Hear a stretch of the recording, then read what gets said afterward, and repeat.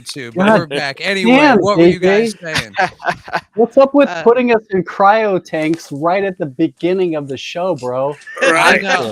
I'm Yeah. sorry. I'm sorry. All we were Crazy. saying was that indie comics and storytelling is the way to go, and that's what people should take a chance on and pick them up, because we're going to There deliver it you guys is. the best we can. Yeah. Absolutely. So sorry for anybody that was watching. Please come back. We'll I probably don't know all, what like, happened. The what stream just just happened? stopped working. Live Technical stream. difficulties. You know, it wouldn't be the Indie Inkwell if something didn't go wrong. No, you know what So- it was? It was the big creators, the Marvel and DC heard. Yeah, they're like, no, They cut heard it, They heard cut it, us. cut it, They cut tried it. to shut Right. us down, man. Right. They Exactly called what George it is. Soros right away and says, "Shut it down." Yeah, they can't But, have you any know, of this going on. No way. We're back. So I wanted to kind of get what started your guys' horror obsessions. Like, I know, John, you said yours was The Exorcist as a really little kid. One of many, but that was probably that's always the first one that comes into my mind. I was going to say, what's the one that kind of stuck in everybody's heads? Like, what was that one horror Oh. story that was like, oh, this is now my jam? Like, this is what I want to look at. Scariest movie as a kid, 2 movies. Absolutely gave me nightmares without end, and to this day always just give me chills, like right now, was seeing Anthony Hopkins in Magic when I was a kid. Are you familiar with this movie where he's I a did not think ventriloquist? that's where you were going to go with No. Anthony Hopkins. But no, I don't think I've seen that one. Me either. So Anthony Hopkins is in this movie in the 70s where he's like basically this this comedian that's suffering from like manic obsessive compulsive disorder, and he has a ventriloquist dummy and you know, those ventriloquist dummies are just naturally scary, right? You see them, they're always kind of freaky. But Mhm. that, for some reason, he he starts to go insane. And it's a great movie to go back and watch. It still holds up to this day. It was Magic and then Poltergeist as a kid. Ooh, The clown Poltergeist is a good scene, one. Yeah. pulling the kid under the bed, that just, throwing his jacket over the clown at the foot of the bed was like, I could not have, when I was a little kid, I used to spend the night at my grandmother's on the weekends, and she had this room that was across from the room I stayed in that was filled with dolls. And I would always say, Grandma, close those doors, because I could see into it. And all the dolls are staring at me, of course, right? Because they're going to kill me while I'm sleeping. Yeah, of course. And so seeing Magic and seeing Poltergeist were 2 that absolutely just lit me up as a kid, terrified me, but also planted that dreaded, wonderful seed. Yeah, Poltergeist gets slept on too much. I remember seeing that when it came out. Yeah, and the maggots on the steak thing and all that. I mean, that's a horror movie that a lot of people, I think, write it off because it is very Steven Spielberg. I'm pretty sure he produced that, but Tobe Hooper directed that. And it's got all the elements. That's a scary movie, especially like you said, if you see it when you're young. Yeah, that one got me too. So good call on that. Oh yeah, absolutely. I feel like people sleep on Poltergeist just because it's not R-rated. Because Yeah. I think it was like, wasn't it like PG? I think it was PG-13 or what? I don't think PG-13 existed when It that was came out. It was PG, PG. Yeah. PG, yeah. Yeah, Wow. that's in a lot of ways. That's why it's one of the best horror movies ever made, because it doesn't rely on Mhm. gore and all of that. Mhm. It's Yep. just a very well executed, scary ass movie. It's really good. It's a good one. Yeah, I had like recently just watched it like earlier this month. I put it on and I was like, wow, it was my first time viewing it. And I think a lot of people, especially younger folks too. I don't mean to cut you guys off from continuing, but a lot of movies like that have those, there's that iconic "they're here" moment in it, and so everyone is familiar with that. And I think, unfortunately, a lot of times that makes people feel like they don't need to watch it. Like, oh, that's Yeah. the TV movie. Like, no, man, Right. go watch it. That's an Yeah. actual Mhm. scary movie. Yeah, it came out in 1982, so I was 8, you were 10, John, 10, yeah, when that came out, and Oh, seeing wow. it at that age, it just was, yeah. yeah. And it actually was pretty innovative and terrifying at the time too. Back in those early 80s too, there was a lot of this like a lot of demonic scare, like in the just Mhm. general like cultural zeitgeist. That of was like all Dungeons the and Dragons and things. anti-D&D Yeah, stuff. so That when was that- all the that like movie video came games are going out, to steal your kids' yeah, there was souls. And there was a lot of ghost in the sort of like cultural milieu at the time. People were talking about afterlife, and those types of things were like on like talk shows and things like that at the time. So I think it was innovative at the time. It's the graphics hold up. It was just a beautifully shot and cinematic. That movie does hold up very It well visually. does a really great job of really creating a sense of paranoia and entrapment and isolation, and feeling like this family is really cut off from the rest of the world. They can't really communicate with their neighbors. They're completely isolated and trapped, and it just starts to get tighter and tighter and tighter as the movie gets further in, and it closes in on the family. And there's that, all of those sort of subtexts hit you even to this day, and I think it makes it still a pretty profound film.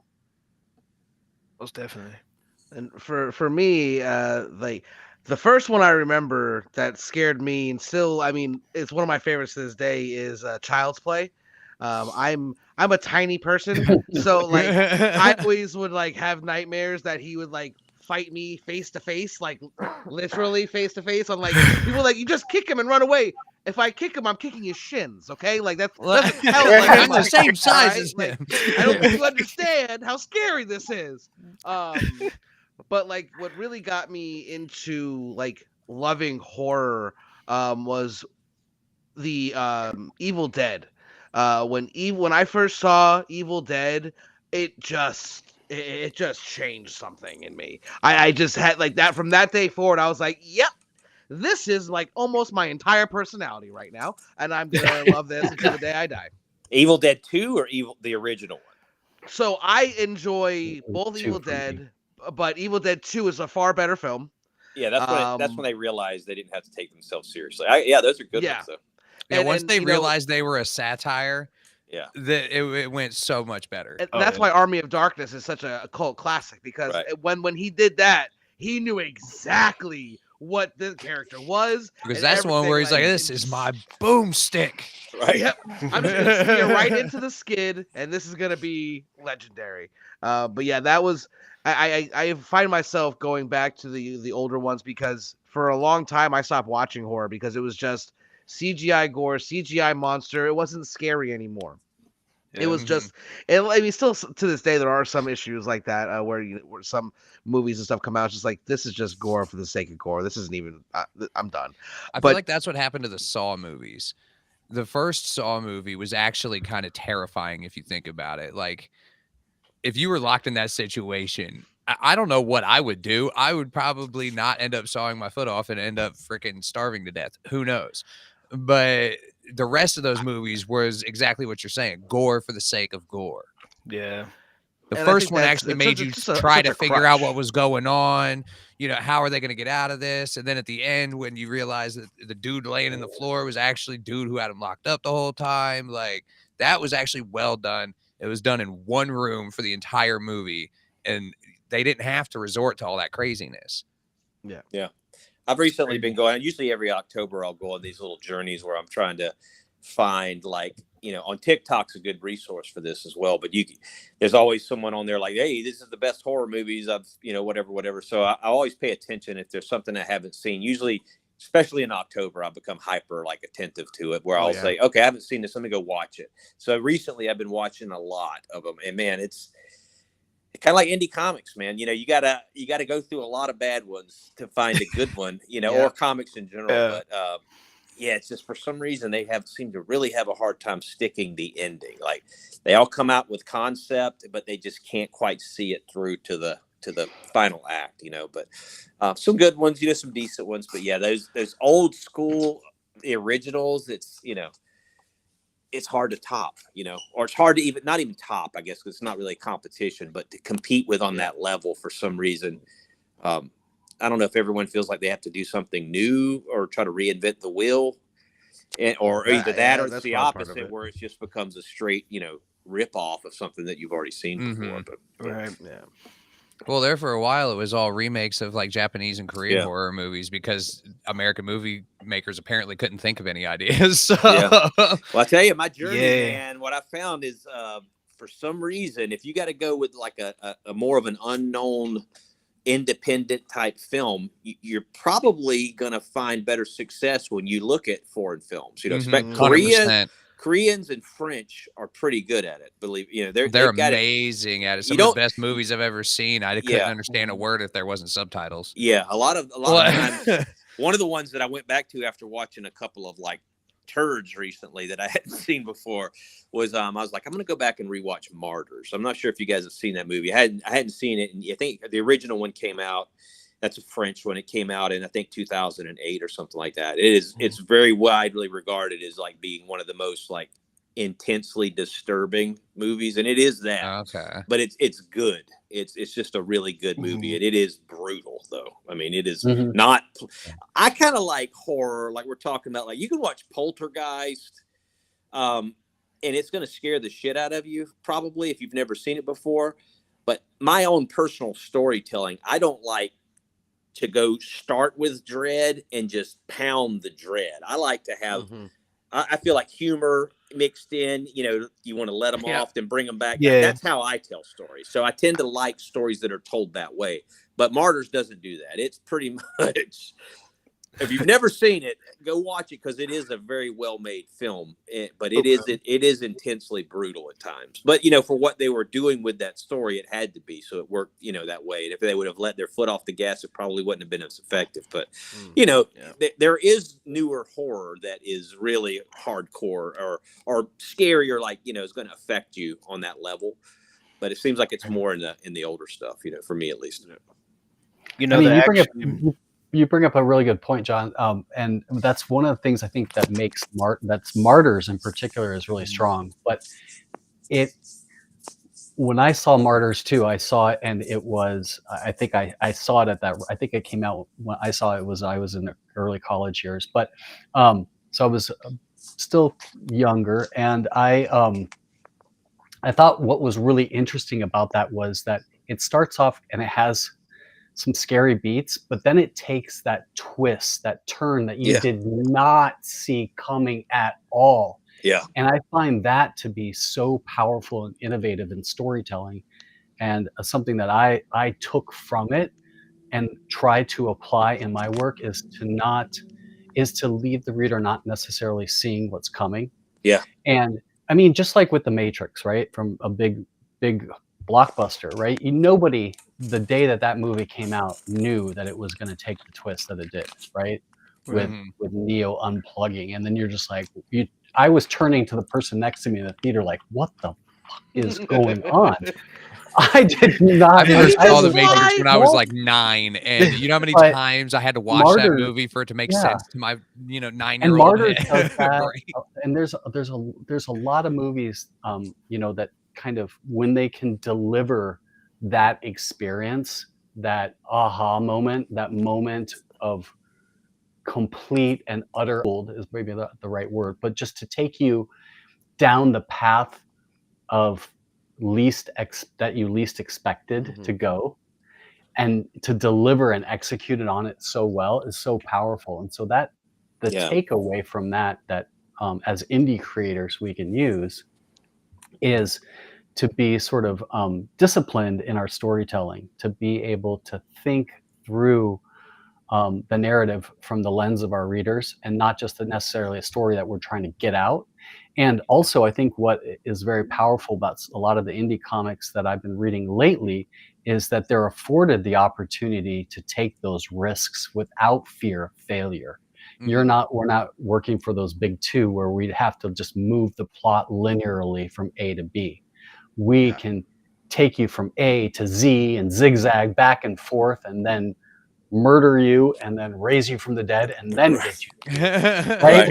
Right. I mean, we can take that journey, and that is really exciting. And I find that is something that's typically very unique in horror storytelling, and sci-fi as well. They have a tendency to lean into bigger ideas, and those are a lot of fun to play with.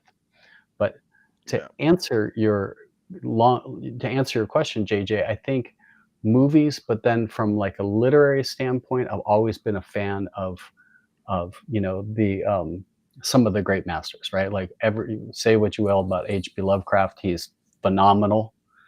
He's created a really amazing mythology, as well as a grasp of the literary language that is so profound and evocative. And Clive Barker as well is another one of those sort of seminal ones that was a big influence from my literary standpoint. Mm-hmm. Yeah, and maybe other guys have some authors that have kind of influenced you as well. See, I think for me, it's really I can honestly say I don't think I've read too many horror things that aren't comic books. To be honest, I haven't read too many horror novels. But James Tynion, for me, the way he's created all these different strange and honestly brave new worlds, where he was able to take his success from the big two, well, big one really, because he was with DC, and Image, and turn it into his own thing. Now he can tell whatever stories he wants, how he wants, when he wants, and that ability to see the bigger picture. I think that a lot of horror writers now, because we tell these stories, and sure, there's horror in there, but there's a lot more subtext and subplots, I feel, in horror genre, because they, through the characters, you get to really live in them more than, like, because a lot of like horror stuff has a lot of relatable characters more so than like superhero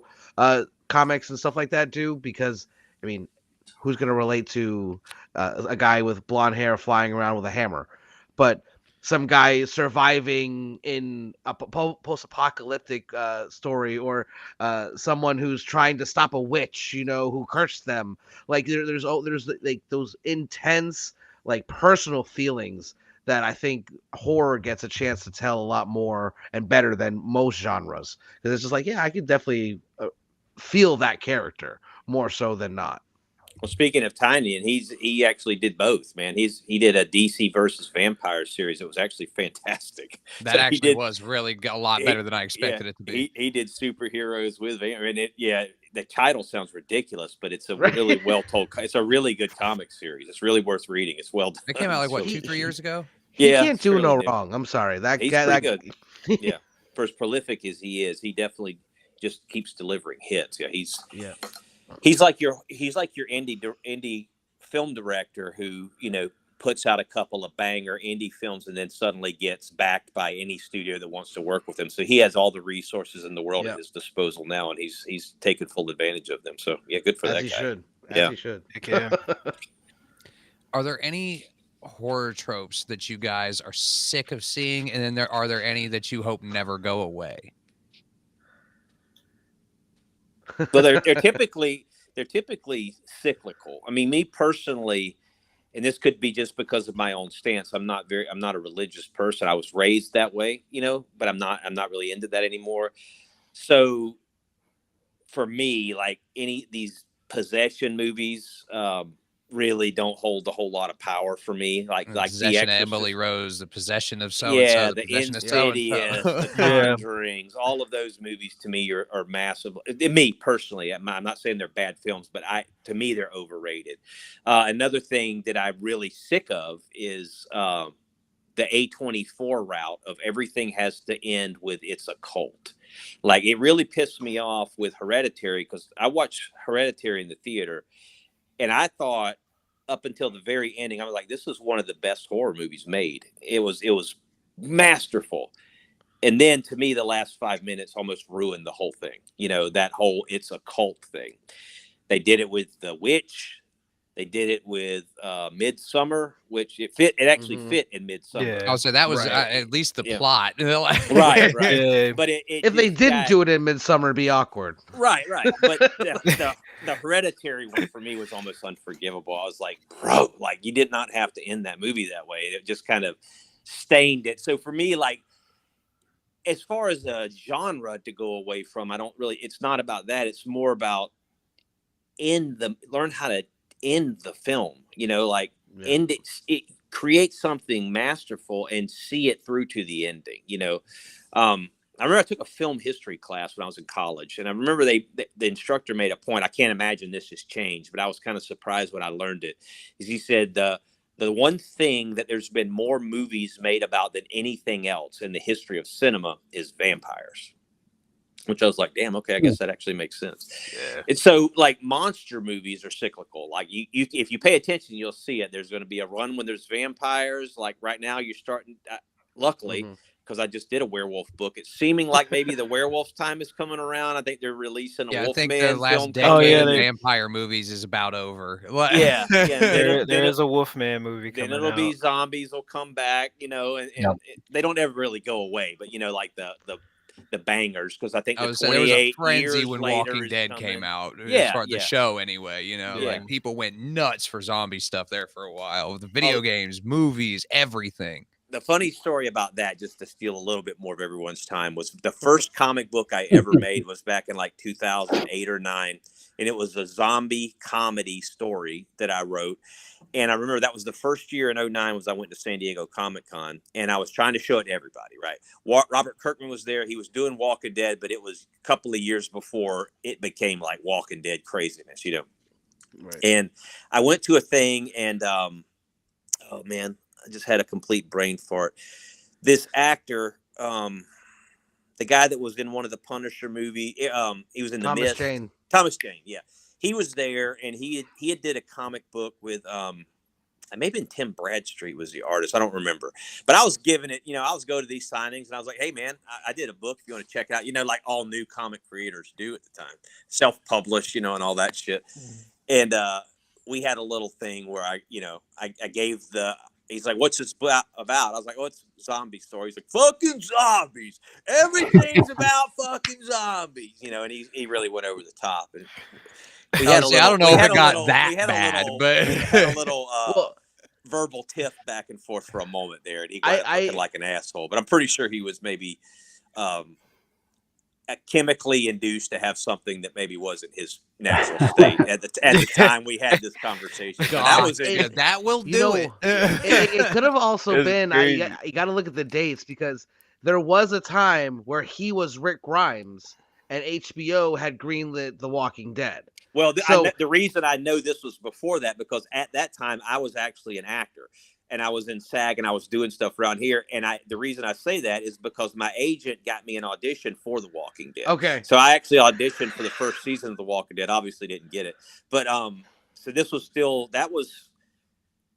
in 2009 that I had this encounter with him, and that was probably like 2012 or 11. I think that started up with Walking Dead as becoming a show, the thing that it was.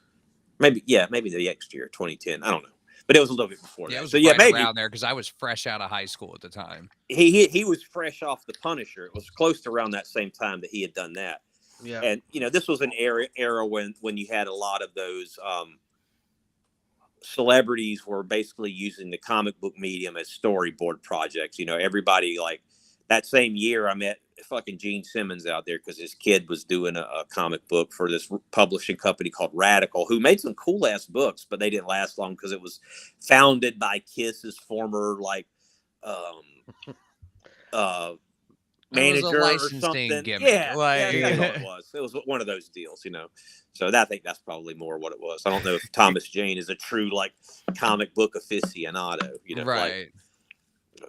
Yeah. I mean, I'll let you know. I'll call him.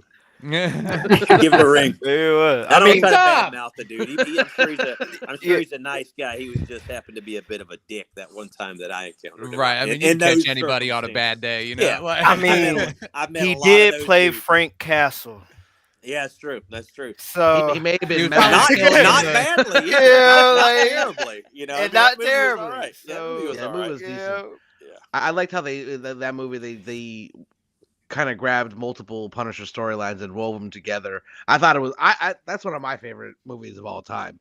I mean, it may not be a Golden Globe Academy Award winning movie, but for me, talk about favorite movies, that Thomas Jane, where The Punisher you're talking about? Yeah, we can get back to the horror in a second. When he was like, "You killed my son." Ah, both of them. Oh, every time I see that, I'm just like, that was the greatest line ever. To tie it back to horror, he was really good in The Mist, which is actually really solid. That was a film. really decent movie for sure. Crazy ending in that film. Yeah, that was it. That was one of those endings where you're like, whoa, it became the Mist ending, as a story trope, that was a great. Huh? Speaking of great endings, I was going to say the question was, in fact, tropes. Which ones you guys are sick of? Which ones you hope never go away? Two tropes that I think really, are overplayed is like, well, one, the cheap jump scare, like that's sort of a trope that just relying on like loud noises or sudden. My younger brother does that to me by accident. Yeah, I mean, I guess over time it starts to feel cheap rather than genuinely like scary. And so I enjoy, rather than just the cheap jump scares, a more of like a slow burn tension and an atmospheric buildup. And I think that feels genuinely more unsettling rather than in a film rather than just like, bah, gotcha. Oh yeah, gotcha. Like that just loses it for me. Even though it still gets big reactions out of my wife every time. I've also become like null to it. Like I just almost jump scares just don't even. You kind of see them coming now. Yeah, like you can. Yeah, it's like when you start watching a movie specifically looking for it, like every time they move the mirror, or they're opening a door, and you're just looking in the dark zones, because you're like anticipating it. Then it sort of pulls me out of the actual like narrative of what they're trying to potentially accomplish. So unless it is just simply a jump scare movie, like like a Scream or something, where they're just trying to get the audience to go, ah!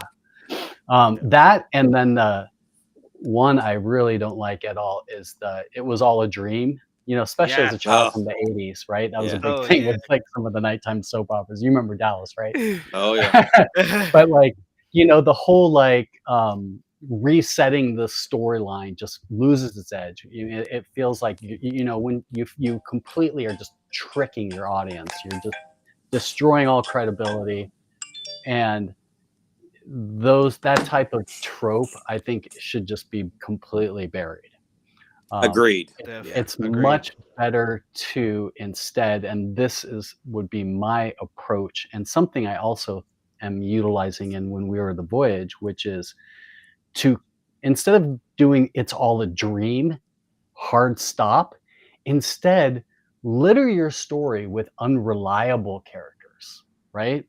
Create moments of distrust where you don't necessarily know where one person is going, or there's other ways of to twist that scare It Was All a Dream trope into something that like heightens the psychological horror, because you don't know who to trust. And I feel like that's a much more effective way of accomplishing something similar, which is to be able to pivot your narrative in a different direction, but to do so without just like pulling the plug on your readers or your watchers.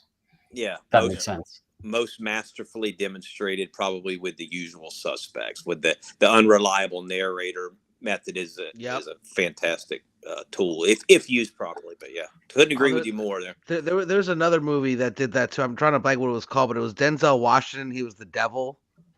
And like the very opening scene, it's made you believe that they killed him. And then at the end, like he's still talking, like as the voiceover, and he survived by being alive in a rat. I can't remember. I'll message JJ because I know second we get done. The one Denzel movie, we're all like, huh? What? I don't remember that one. Denzel was doing a voiceover, and he was the demon, but he was actually the devil doing the voiceover for what you thought was something he was watching, but it was actually him in the whole time. But for me, and couldn't have made it more apparent by the main characters of my book, but the trope where short people and attractive women die early and as fast as possible in horror movies and horror titles, because I feel like if every hero of the apocalypse or every hero of a horror story is a tall, strong man, it kind of makes it that they're all the same. Like there's nothing new. Even if you tell a fresh new story, it's still the same character trope. The big strong man saves the day again. And Right. especially in horror, like if you're not like an ex-marine military guy or that one really weird stoner dude that somehow like comes out of like a closet because he was baking the whole thing out the whole time, like those are the only type of people that survive, you know. But like for me, like I feel like the character tropes of like just the stereotypical hero, that is one. I mean, it serves its purpose in certain genres, but in ones like horror, I feel like anyone should be able to be the savior in a lot of stories that aren't like really like religious based, because sometimes you gotta have the chosen one in those narratives. But when you look at just genuine like scares for, because it's relatable characters, they got all these people who you look at, like look at Rick Grimes, for instance. He's just a stereotypical white cop. That's really all he is. And he gets to be the hero. Yeah. And then, well, why? Because he knows how to use guns. He knows how to be a police officer. How is being a police officer going to help you much besides the fact that you can shoot a gun? Like, really? Like, besides that, your job as a policeman is over. If you're still wearing your little police outfit with your little hat and I'm Rick Grimes, like, Mr. Nice, go away, thank you. But I think that's probably the biggest trope I would get out. I'm trying to do my part, to change that narrative a little bit. Man, the trope I hate the most, and that I'm tired of, is when the black guy dies first. Like, it gets to the point where I'm watching a horror movie, especially if it's like an older horror movie. I see a black guy, I'm like, oh, man, it's over. He's gone. It's over. But that's one reason why I love Night of the Living Dead, the original Night of the Living Dead, so much. The fact that they, the black guy's the main character. He's the hero. He's the hero. So and he doesn't die by the zombies at the end. If I'm not mistaken. He dies by the real monsters. Yeah, the real assholes killed him. Yeah. That's why that movie was so good. Yes. The symbology and all the things that they did with it, for what it was. Yeah. But now I agree with you. That's to the point now where that's actually even become its own thing. Like, I'm not going in there. I'm the black guy, and everybody. It's a joke of itself in horror movies. Like 100%. No, I think mine is I can't stand anymore. Is the character was dead the whole time. Yeah. Oh, yeah. You got to really execute that one carefully. Yeah. Sixth Sense. It's hard to top the only ones that did it right. I knew he was dead from the very moment I saw. I'm like, no one's talking to him but the kid. He's so dead. And everyone's like, he's not. I'm like, when you see that, and you're like, as a viewer, you're like, man, I think I know where this is going. You already unnecessarily set yourself up for failure, because you only have two choices. You can either do something crazy that exceeds that, but that movie was really well done. So there's some things like I wouldn't even try that, because unless you have a really unique idea to make that work, you're probably setting yourself up for failure. But a lot of them do it. It's like slashers, it's like, because they did it with the Silent Hill movie, where they made the girl and her mom dead the entire time. I'm like, well, then why even go through all that? Like, what was the point of the movie of them getting out of there? Like, now they're just dead. Like, have any of you guys seen another one of my favorites is a French film. It's called High Tension. Have you ever seen any of y'all? I've heard of this one. I've not seen it though. Of that one. I don't want to go too far in it because I don't want to spoil it, because it's notorious. People love it or people hate it because of the way that it ends. So don't look it up, don't spoil it, but watch it. It's a really good movie. It is very, very brutal, though. Very, and in a different way than Martyrs was. Martyrs was like dread. This one is just like violent, brutal violence. That's you know? one But thing it with works. foreign movies is they do not hold back. No, they don't hold back in anything. High Tension. No, High Tension goes. I can't wait to watch it. Full bore. It's really well done, though. The acting is fantastic, and I like the ending choice that they made. But it was a trope. When you see it, you'll see the choice at the ending. Where you're like, okay, you know, it's a twist, I guess you could say. So you know, I felt like it was executed well. Some people, I guess, hated it. My theory is that most people who say they hated it probably found out what it was before they watched it. So you're sitting there, you know, the whole time. But yeah, check it out. That's a good one though. But be warned, it is brutal. It is. I love going in completely unknown, so I can't wait to check that out. If you can find it, I recommended it. I recommended it to someone the other day. You'll notice it, and watch I mean, I think it's only available in French. If you go to look up Martyrs, you got to be careful because they did do an American remake of Martyrs. That I actually saw it on streaming, and I started watching. I'm like, wait a minute, this is the same damn movie. It's been decades since I've seen this. Then I'm like, oh no, this is some bullshit remake. It wasn't bad, but I was like, I don't want to watch this. I want to watch, like, for me, I'm like, I watch anime, but I don't watch dubbed. And I want to watch the original version that it was made, you know. So I love subtitles. I'm totally cool with it. But yeah, Martyrs, watch it. Watch it's a French film. It's a girl with really short hair. But I loved it, dude. It's more of a slasher type film, you know. That kind of starts with like a home invasion type of thing, but it goes hard. I'm warning you ahead of time. But yeah, if you can find it. But I recommended it recently to someone, and I looked it up to see if it was on any of the streaming services, and I couldn't find it. So you might have to rent it through one of those services, but it's worth $10. It's a good, intensely good horror film. Check it out. You know, my favorite like endings when it comes to like horror movies and even like movies in general is like when they leave the ending up until like interpretation for the audience, right? Like ambiguous, yeah. Like so like I remember like last year I watched a movie. It was called The Menu. You know, the horror movie with Ray Fiennes and all that. Oh yeah. Yeah. And you know, again, spoiler alert for our audience if they haven't seen it. Have all of y'all seen it? Yeah, I've seen it. Yeah. Okay. So you know how she orders the burger at the end and she wants it to go, right? And I watched it again and I realized earlier on there's a part where they're going through, you know, the freaking wherever the hell they were at. I don't freaking know. They like an island restaurant. That little island, yeah. And they were talking about the beef and they said, "Oh yeah, you have to cook it at a certain time or it'll get toxic." So then I'm like, wait a minute. The beef that burger patty was made out of was probably toxic. So even though she probably felt like she escaped and she ate that burger because the last scene in the movie, she takes a bite out of burger. Yeah. I'm like, oh, she died. Nice.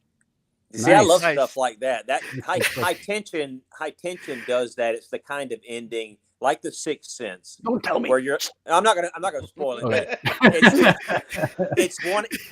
To me, it's in a well executed horror or thriller, and those are examples. Sixth Sense is probably the most classic, where you see that and you're like, what? Then you immediately want to go back and rewatch it to see, so you can see if you can tell see if there's any slip ups, if that was revealed throughout it, and then you get to see after knowing it, you get to see how it all the dots were connected that you didn't even realize it until you got to the ending of it. So I love stuff like that, and that like you're talking about with The Menu, where you set something up at the ending and then it pushes you to go back and rewatch it to be like, wait a minute, did this work? Did they set this up before? Now that so that's kind of stuff is cool to me. Well, I think that's a great one, Longbox. Like, I think that is awesome to have those endings, Mike, that are like ambiguous, right? Mm-hmm. But there's a difference in an ambiguous ending that is done by accident because of poor writing or poor execution, and one that's done purposefully. And when it's done purposefully and executed with intent, it can be very powerful. In fact, I love that particular type of ending, that I've used that in a few of my comics specifically to put the message, the theme, the dynamic of whatever it is I'm trying to communicate into the reader's hand, to give them a sense of sort of their own autonomy of which way they want to take that. And an example of this would be for Jeremy is, Whispers from the Voyage, right? Which Jeremy is in as a character. Or JJ, sorry. Either way, it don't matter. Whispers Government from the Voyage names specifically has an ending that, if you recall, JJ, is sort of ambiguous but it's done intentionally to communicate. Spoiler alert! I don't care. It's my book. To communicate the fact that you have potentially, as the reader, been implanted with this seed, right, of extraterrestrial or origin, right, but the whole way through the journey through the 3 mini arcs in this compact story is we are with a group of people, then we're with one person, then the story ends with the narrative twisting back into second person, and the story's about you as the reader. So you have sort of been a participant in the journey, and at the end you don't know if you have been corrupted and if you should trust the text or not. And I love putting that seed in your brain, right? Yeah. It's just another way to make you slightly more uncomfortable. Slightly more uncomfortable, slightly unaware of what you happened, but at the same time, you've already experienced what is going to happen to you, because in the second chapter, if you recall, JJ, like the character of Arthur, right, just completely decomposes and transmogrifies into something alien. And now you, having read this comic book, are also corrupted in a sort of weird, twisted fashion.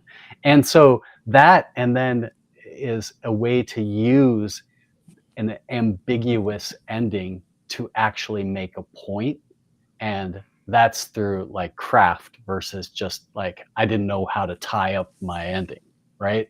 And that's there's 2 different paths you could go down. And sometimes I feel like some books I read, especially in the horror genre, and why we've said so many times here how many of them have terrible endings, especially John, you hit the nail on that quite a few times, that they just don't pull it together, is because maybe they don't know where they're going as part of that planning process. And so if you have, when you deliver and you execute on hitting that finish line well, it can be so rewarding, whether it's ambiguous, whether it's some kind of reveal or the end of a journey or what have you. Like those a deliberate and successfully crafted narrative is so powerful when done right, and whether or not it has an ambiguous ending or not. No, I think that's 100% accurate, especially for movies and comics, because with the horror comics, you guys don't have the ability to do jump scares. You have to rely on that artwork really setting the tone a lot of the time.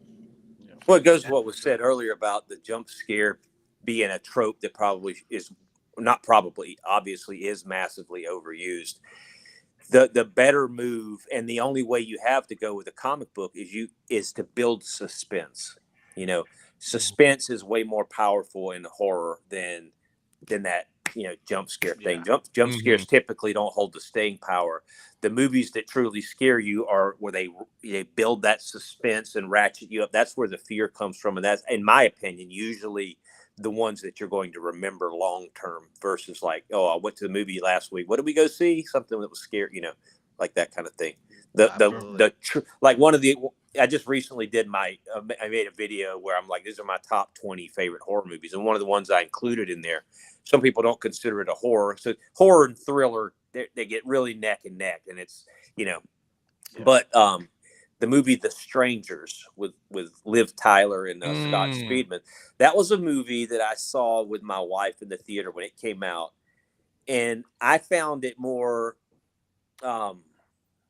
suspenseful / scary than most other horror movies I had maybe ever. There was very few that had affected me that way. And it was one of those, you left the theater and you're like, oh my God, if that were ever happened to us, this is what we would have to do, and I was massively engaged, and I remained that way even after I had seen it. I remember I would talk about that movie all the time, still to this day, and it came out probably 10 years, 12 years ago or something like that. Yeah, but what hit me about that movie was just their one line to the family while they're like, why are you doing this? Why? They're like, because you were home. Yeah, that was like that's terrifying. That's what worked, is you don't always have to have a reasoning for it. It's kind of an ambiguous ending where they're just like, because that's just what they are. It's like the scorpion and the frog. Why did you do this to me? It's because it's in my nature. Like I can't help it. It's just what I do. Yeah. So that to me is always the better move when you're writing, and it's really your only way with a comic.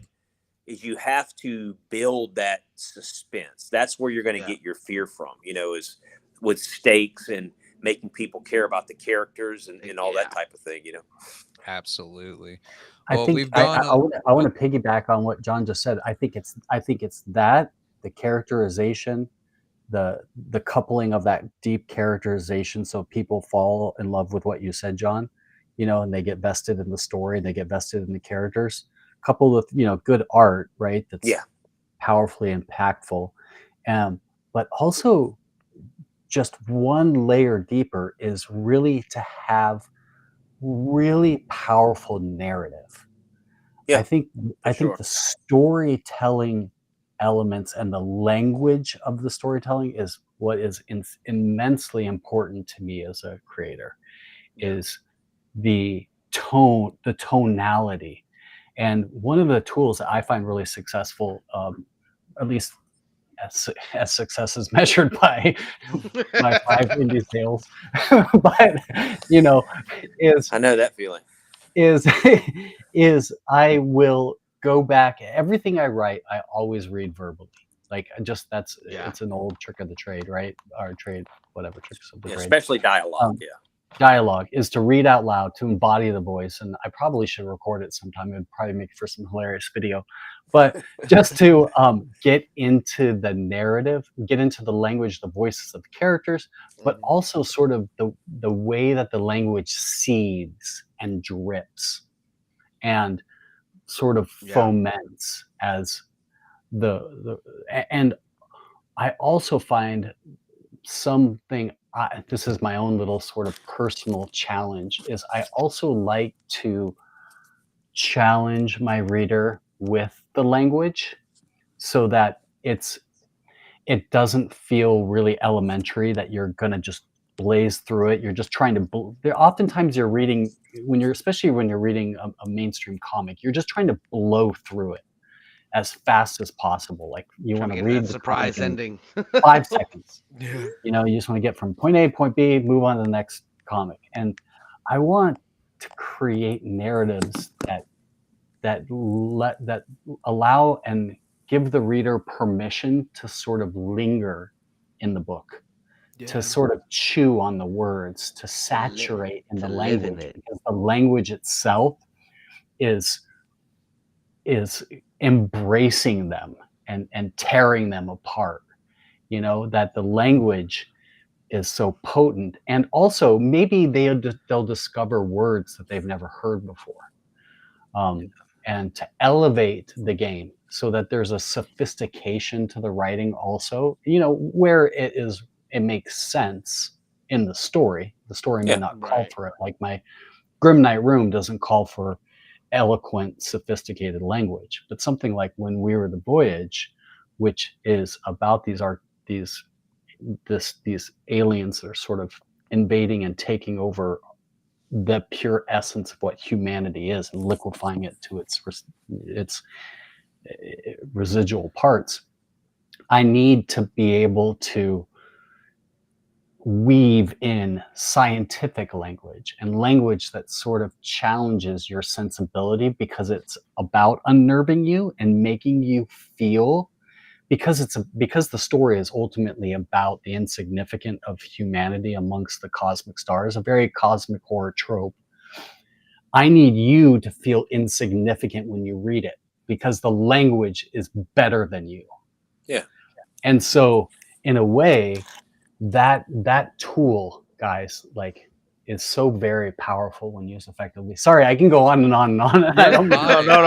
If you guys want to sample what he's talking about, go ahead, hit that QR code right there on the screen. There's links to everybody's stuff down into the description below this episode. We're going to be spitting these QR codes up here on the screen as I'm going through this. But yeah, as before we get out of here, guys, we're running a little over from what we normally would. Do you guys have anything you want to plug real quick before we leave, or anything you want to recommend to people for Halloween or anything like that? The only thing I want to say is make sure you look out for issue 2 of Earwax Monsters, because you might recognize a couple faces that look very similar to something you might be seeing on the screen at this current time. But other than that, Earwax Monsters issue 1 still on Kickstarter for about another 18 hours maybe. So there's still a chance to back it if you're interested. If not, we'll see you for round 2.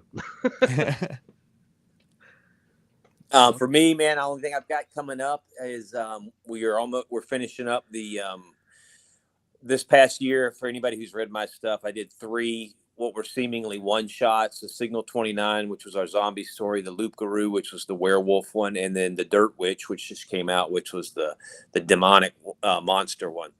Which I did receive that signed copy, by the way. It just awesome. Came in the mail the other day. It's got stickers on it, 2 of them that say "was lost." Oh, man, I'm glad you got it. I'm glad it made its way to you, and I appreciate you doing the review for me and all, man. But we are the plan the whole time with those 3 was that they actually were not going to be one shots. They were going to be individual chapters in an anthology. Awesome. And the point from the beginning was I knew that we would be collecting them, but I didn't want to go the typical route of just slapping 3 books in and just throwing them out there. You know, I wanted to give folks who would be willing to take a chance on the collected edition, because a lot of people only read that way. We actually did a whole additional story for that actually makes those things an anthology. That one's going to be called Menagerie of the Macabre. It's a lot of fun. I'm really looking forward to it. And it basically takes all of those 3 stories, which it doesn't seem like they have nothing to do with one another, and kind of puts them in the same universe with a new character that's going to kind of be overseeing it as the telling the story through the anthology method. So I don't know when that's going to come out, but we're working on it now. Just, social media stuff. I'll post stuff from it regularly. Oh, for That sure. sounds great. That sounds great, Jon. And what about you, Eric? What do you got either coming up, or what would you like to recommend to people for Halloween? I first off, I want to make 2 recommendations. Is you need to go back Kyle's Kickstarter, Earwax Monsters. I just backed it today, $10 to go and back it, and it's awesome. And you know what? You're supporting indie comics by doing it. And this is Kyle's first comic book that he's publishing through a Kickstarter. And there's like 10 years of work into it before it even started. So it seems ridiculous not to get in on the ground floor of this. Go $10. You're going to get your money back. It's going to be worth something down the road if you care about that. But you're going to get a kick-ass story, and support Kyle. Give him a helping hand there. His Kickstarter's doing really well. Also, I do want to give a shout out to Jon. I really loved Endangered. I picked up a copy of that. You guys should still go out and get copies of that. I need to get that signed from you, sir. Please, thank you. But yeah, absolutely support these guys, indie comics. They're doing great. They're doing the Lord's work. And, the Dark Lord's work. The Dark Lord's work. And while you're supporting indie comics, go pick up a copy of Grimnight Moon. It's my new book. We have only 25 copies of the hardcover version were created. They're all signed. So y'all got to go get those quick. There's tons of paperback versions. You can get it on Amazon for all my international friends. I had to make it easy for you because mailing from the U.S. outside of the U.S. is fucking retarded. Excuse me, I know I'm not supposed to use that word. It's really bad and expensive, so you can get it on Amazon. I do want to plug Prismatic. You definitely want to pick up a copy of Prismatic. This is super awesome anthology. In July. This is wonderful. 4 artists, 1 writer, sci-fi stories that will blow your mind. The Last Pixel is my comic, an experimental comic concept book. The feedback from this has just been, what did I just read? Trippy. And of course, last but not least, is my opus that I've been working on for some time now, which is When We Were the Voyage. This is the Tiny Ash Can. There's a few little standalones that have been leading up to the granddaddy that we're looking at launching at the beginning of the year. Cool. All that you can find on my website. If you guys want to check any of that out from any of these guys, you're going to find links everywhere down in the description below this video for everything, so you can check out everybody's stuff. As for us, this is the last you're going to see of us for October, so we will see you guys not next week, the week after next. Guest to be announced. Thank you guys, Eric, John, Kyle, for all coming on the show. Mike, always pleasure doing the show with you. Happy Halloween, everybody. Yes, Enjoy happy Halloween, everybody. Please be safe, be kind, and take it easy, especially when it's a holiday like this. You know, the crazies can be out just like the people looking for fun. So everybody be safe out there tonight. And if you find any of that bad candy that they told us about in the 90s, just send them over my way. Free candy inspections. What? An apple? Thank you so much. Razor blade laden apple. Right. Yeah. But anyway, guys, I'm suing somebody. We're doing good. Thank you guys for putting this together, man. And the guys awesome. that were on here with me, it was awesome listening to you guys talk. I love sharing spaces with other dudes who are doing the same thing, man, and telling really cool stories. So thank you guys very much. We'll have to do more of these roundtable things with more guests at a time than just one person. I feel like it loosens everybody up a little bit. Oh yeah, it's awesome. Let's do it. Thanks, For JJ. sure. Thanks, everyone. Yep, everybody, please have a great night, and we will see you guys on the next one. Take it easy. Thanks, guys. See ya.